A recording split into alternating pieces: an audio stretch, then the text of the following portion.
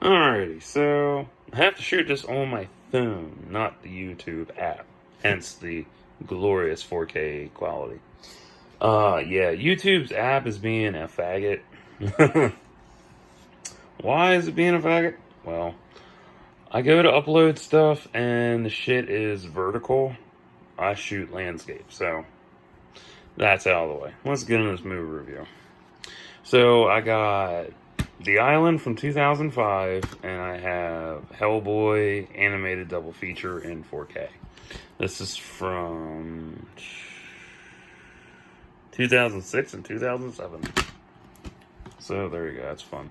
So I bought this as a replacement for my Blu-ray, because this has captions. This one, no captions. Yeah. So, the Blu-ray's getting tossed. So this came with a beautiful slipcover as well. Pretty. So there's the gray face for the island. And you got the, Hellboy's face, black interior for the 4K. So, out of both these, all three films, which ones are the best? Well, I do like The Island because, Scarlett Johansson and Ewan McGregor together, that was awesome. The concept for it is phenomenal, and it takes place, when was that? 3 years ago. I think it was 2017 or so it took place. So that was cool. The special features for this are commentary, the future in action, making of the island, and pre-visualization, forward thinking. So there's all the stuff inside of this.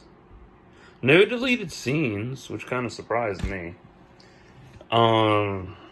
And this one has special features of a new breed creating new Hellboy, conquering Hellboy, the actor's role, a view from the top, the heads sequence, Tales from the Tomb, a look inside blood and iron.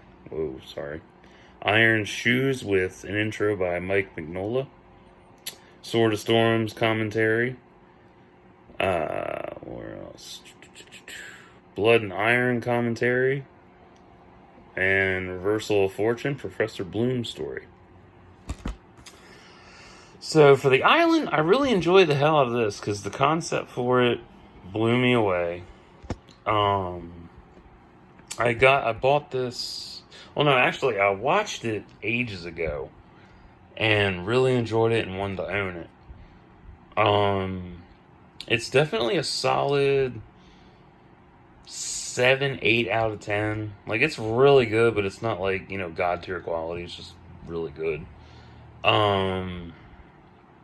It does paint a face on how bleak of an alternate future we could have and whatnot, and it kind of relates to Westworld as well. So this is kind of Westworld inspired when you look back at it in retrospect. So that was nice, because I didn't realize it was like Westworld until I just said that shit, and then I realized what its setting was. Basically, the rich, and I do talk spoilers, the rich clone their bodies so they can prolong their life and whatnot. And it's dark, and it's very bleak in a way, because they're copies, but they still say they're alive and whatnot. It's really good though. It's a good concept, damn good dark concept. I love it. And I'm glad I own this. It's a good flick. And then we got Hellboy double feature animated. You got Sword of Storms, Blood and Iron. Both of these are phenomenal. One, I didn't know these even existed. I didn't even know Hellboy had an animated film set, much less one. The only one I ever owned was Sword of Storms, and that was on DVD. I actually traded the DVD in, kept the slipcover for it because it was holographic. What did I like? Which one of these did I like the most? I would definitely say I enjoyed I think Sword of Storm. Well, no, I enjoyed Blood and Iron over Sword of Storms. Blood and Iron had more of the creature set. It had more creature feature to it versus Sword of Storms, I would say. Although they're kind of both tied for each other. But out of the two stories, Blood and Iron was the best. And in 4K, this looks really good. Now, I do have a little itty. Well, no. Yeah, fuck it, I'll say it. I do have a little bit of an issue with 4K. Okay? And this even connects to Star Wars Rise of Skywalker. Rise of Skywalker is a dark film. Dark as in, story and picture quality as well. So 4K quality for it, kind of shit, because you'll end up switching between, for my TV, I go between standard and dynamic to see it, and I left it on standard for Hellboy, and it looked phenomenal. Putting it on dynamic made it darker, because, this is a cartoon, and the way they did the process of, restoring it and remastering it to 4K, it looks phenomenal. Animated stuff always looks good in a higher quality versus, a live action film where the quality kind of dips if it's a dark scene, but if it's a bright scene, you can see everything. If it's a dark scene, it's a bitch. So, yeah. I would highly recommend these, though. For Sword of Storms, you get to learn about how there's two demons trapped in a sword, and if he breaks them, the demons are freed. If he breaks the sword, he gets to go home. Because Hellboy is transported to another world. Yeah, he's transported to another world. Yeah, there you go. Synopsis. And then you have Blood and Iron's synopsis as well. I mean, this is beautiful. I really do love Hellboy a lot. And, I love new comics. I know this is old, but this is new to me. So, I enjoy new old stuff because it's something I didn't know existed, and it made it fun for me to enjoy.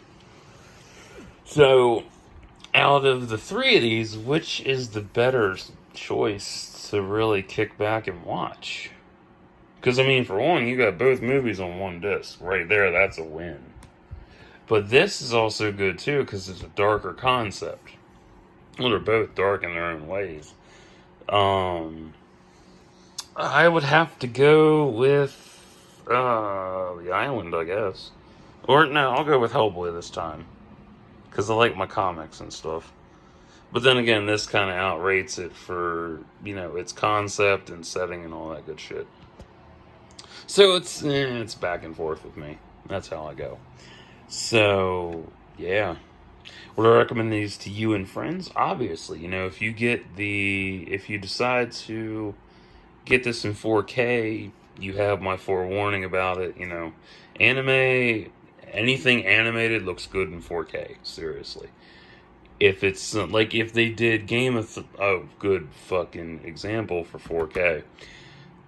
Imagine watching the Battle of Winterfell in 4K. Yeah, people bitched about how dark that was, and it was supposed to be that dark. Yeah, that would be 10 times worse. Oh, God. Wow. Anyway. If you don't like the cast involved, if you don't like the stories, these ain't for you. If you don't like comic book films, not for you. If you don't like Michael Bay, I get that, I guess. It ain't for you. But, it's just my opinion on this shit and whatnot. you know, if you do decide to buy these, if you do get the 4K, you may or may not get a slip cover depending where you get it from. If it's from eBay or wherever. I got mine off eBay for $9.35. It's a hell of a deal.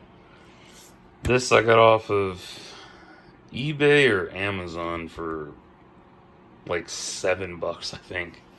It was really cheap. I loved it. So I'll be right back in a little while because it's going to take a while to upload. So stay tuned.